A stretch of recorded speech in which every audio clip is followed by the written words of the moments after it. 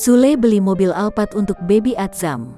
Bahagianya Natalie Holzer dengan hadiah dari suami. Pasangan Sule dan Natalie Holzer baru saja dikaruniai buah hati pada tanggal 12 Desember tahun 2021 lalu. Keduanya mendapatkan buah hati laki-laki yang diberi nama Atzam Ardriansyah Sutisna.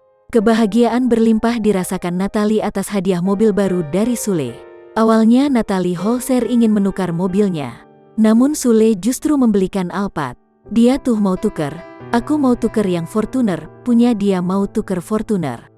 Aku bilang gak usah karena kan ganjil genap, mendingan kita ambil saja satu Alphard.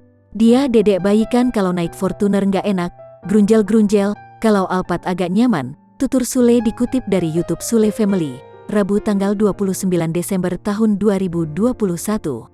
Ayah Rizky Febian itu memberi kejutan pada sang istri. Natalie sedang di rumah sakit untuk kontrol Atzam. Dia lagi di rumah sakit. Ketika Natalie sampai di rumah, Sule menyambut sang istri dan anak. "Happy birthday to you, happy birthday to you," ujarnya. Natalie terlihat bingung karena baru bangun tidur. Di depan rumah sudah ada Alphard putih dengan pita merah. "Nggak terkejut baru bangun," kata Sule. Sule memberikan mobil tersebut untuk hadiah Atzam yang baru lahir. Namun juga dipakai sebagai mobil keluarga.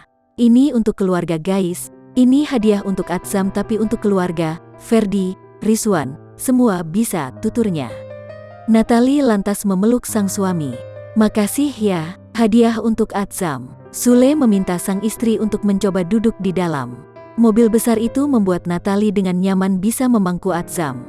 "Yuk, duduk, Atzam bisa di situ, dipangku, enak." "Dadah Atzam naik mobil baru, enak banget ya." "Bagus sayang," komentar Natalie Holzer. Sule memilih warna putih sesuai kesukaan Natalie. "Aku sukanya putih, terang." Sule lantas ganti mencoba menyalakan mesin. "Kamu mau nyoba nyalain?" "Aku coba, masih wangi, ini enak banget." Natalie menunjukkan wajah sang anak yang tersenyum mendapat hadiah mobil. Atzam, senyum, senyum, "Makasih ayah."